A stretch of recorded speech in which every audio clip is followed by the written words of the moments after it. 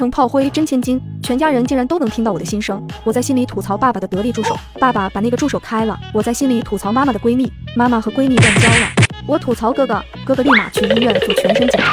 原本直宠贾千金的家人们都争着抢着对我好，贾千金到死都没想明白，她没变，为什么大家却越来越厌恶她？咦，这就是我那瞎眼的爸妈啊！这是谁在说话？啧，瞎眼的爸妈被贾女儿蒙蔽了心，最后全被害死了。请问你们有事吗？听到唐18的声音，唐爸妈心中一惊，刚才的声音是唐18的，他们能听到唐18的心声。宋佳看向老公，见他面色无常，以为只有他能听见，微微松了口气。我们是你的亲人，是来找你的18，这些年你受苦了。哼，是我的亲人，来的时候没听唐雪清是怎么评价我的吗？说我是个胡咖，18线，名声差，还说我可能有病，疯病，会咬人。唐雪清说什么？你们只说对，是，那还来找我干什么？当时他们还是有些失望的，还觉得名声这么臭的女儿接回去有什么用？可听唐18心里这么想，他们老脸还是有些挂不住。至于说他们被贾女儿害死，这怎么可能？我没有亲人，你们找错人了。姐姐，我们真的是你的亲人，我是你妹妹，这是爸爸跟妈妈。唐18面上带着震惊，真的吗？你们真的是我的亲人，还是装一下吧？毕竟是唐家女儿，总要认祖归宗。不过唐家找了这么久才找到我，到底是用心了没有？这唐雪清柔弱的样子，一看就是个会装的。她不会来一句哎呀姐姐，虽然你名声差，但只要你能改就会好起来吧？是真的，姐姐，爸妈真的很担心你。虽然你在娱乐圈名声不好，但只要你认真改，一定会好起来的。差不多的话语让唐成跟宋佳沉默，像是对这个养女重新认识了一般。不过他们没想太多，接近养女在他们心中很重要，谁也代替不了。唐雪清说完又哭了起来。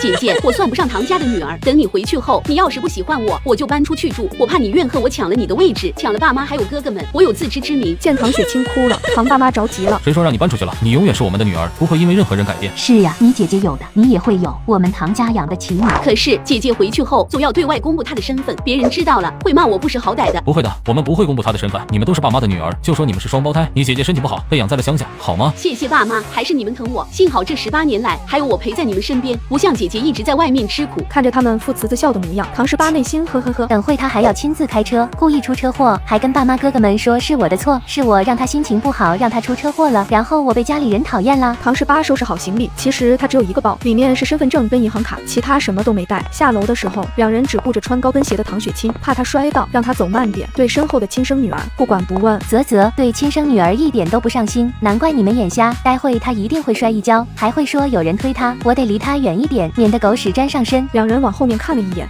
就见唐雪清突然往前倒，好像被人推了一样，要不是两人扶着他，他铁定就从楼梯上摔下去了。大妈，刚才好像有人推了我一下，一定是我的错觉，姐姐不会那么做的。两人看向后面，发现人都不在，脸色有些难看起来。走慢点，等等你姐姐。大妈，刚才我不是故意的，我以为有人推了我一把，都怪我昨晚哭太久没睡好，产生幻觉了啊！你们还没下楼啊？刚才有东西忘记了，我回去拿一下。走吧，呵呵，狗贼还想陷害我，门都没有。下了楼，唐雪清说要亲自开车，又想让爸爸那么累，唐爸爸心软了，还是养女要懂事一些，亲女儿一看就不好惹。唐妈却犹豫了，刚才她听见唐雪清会故意出车祸，她还是不信，或许雪清没那么不堪。姐姐，回去后我会对你好的，只要你不恨我，我什么都可以给你，好吗？本来就是我的，什么叫你给我？大妈，我是不是不该说这种话？我心里突然好难受，我只是想跟姐姐打好关系，可她好像并不喜欢我。18才刚认识我们，肯定不是故意的。雪清，快开车吧。宋妈还是拎着亲对错，一直都是唐雪清在说话，亲女儿只是懒得搭理而已。车子启动后，唐18昏昏欲睡。宿主要出车祸了，快醒醒啊！要出车祸了，唐雪清伤到了手臂，爸妈只是轻伤。什么？我最严重，我差点毁容了，这可不行。虽然我懒，可我喜欢这张脸。什么？亲生女儿会毁容？唐爸妈吓了一跳，赶紧看向前方，车子行驶得很慢，到底是怎么出车祸的？姐姐，刚刚你在叫我吗？谁叫你？好好开车，别转头，腰瘦了。谁家开车脑袋往后面转的？唐雪清失落地撞回去，就听砰的一声，车子被人撞了。